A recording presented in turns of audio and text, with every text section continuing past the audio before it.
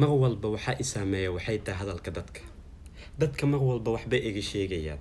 wax walba aan sameeyo waxbaa laga sheegayaa hadalkaas way saameynaysaa hadalkaas murug bay ugu ridaysaa maxaan sameeyaa hadallada dadka qofkan baa ka hadlaya qofkaas baa ka hadlaya su'aalo kala duwan walaalaha ay weydiiyeen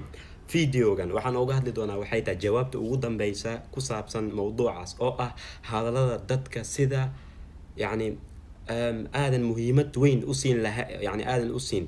مهمة وين إن هذا نسين هذا ضدك إياه ويحلم يتواردن إن شاء الله تعالى ما كوا غير سودا بعد دماتينا إلى سبحانه وتعالى هذين حفظي وعليكم السلام وبركاته لما سودا بعد ولا عليها ما أنت موضوع عجيبا كهذا دونا سؤالك للدون ولا بدن أي ويدين سؤال شاسوء ما هتقولن ولا هذليا ما هتقولن وحبا ليك شيء ما هتقولن قف كوي ليك أنا تاي قف كان كاساتاي بل قف أن جعلها أي ظلمنا يا وحبو إيك شيء قف أن جعلها أن ده قف كان أي وقفي عن إنتاز قف كاس أي هذا نوع أي شيء هذا الكاس توي إسامين يسا ابن آدم أي ناي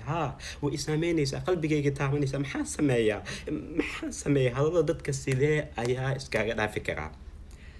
نولشي سيدان أقولي كرا نول كالسوني كل سنة iyo wixii la mid ah video insha Allah ta'ala aan ugu sharaxi doona dhamaan asxaabtay soo dhawaada meel baduuka ka joogtaan waalaikum asalaam tabakada soo dhawaada walaalayaal dhamaan asxaabtiina insha Allah ta'ala soo cazuma su'aalo kala duwan walaalayaal maalin walba Snapchat Instagram Facebook YouTube walaala badan waxay weydiinayaan waxay tahay hadallada dadka qofkaas asaas dhahay kan qofkaas waxa naga sheegaya saas maxaan sameeyaa qofkan saas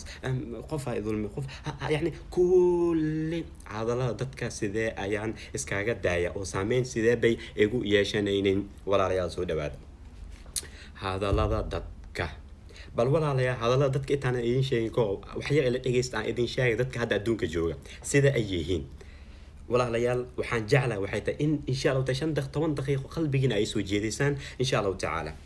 dadka maanta adduunka jooga qoraal cajiib ah halkan ku qoray waa idin aqoon doona insha Allah ta'ala ila dhageysta walaalayaal qoraalkana aqoon doona qoraalkaas oo ah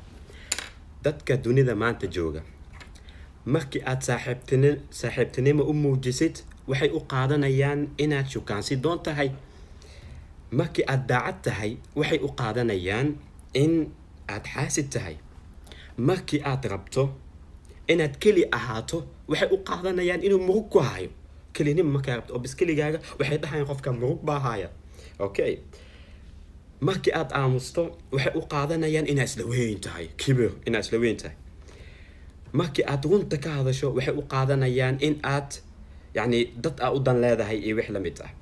markii aad tiraahdo cid caawi qof caawi markii aad isdhahdo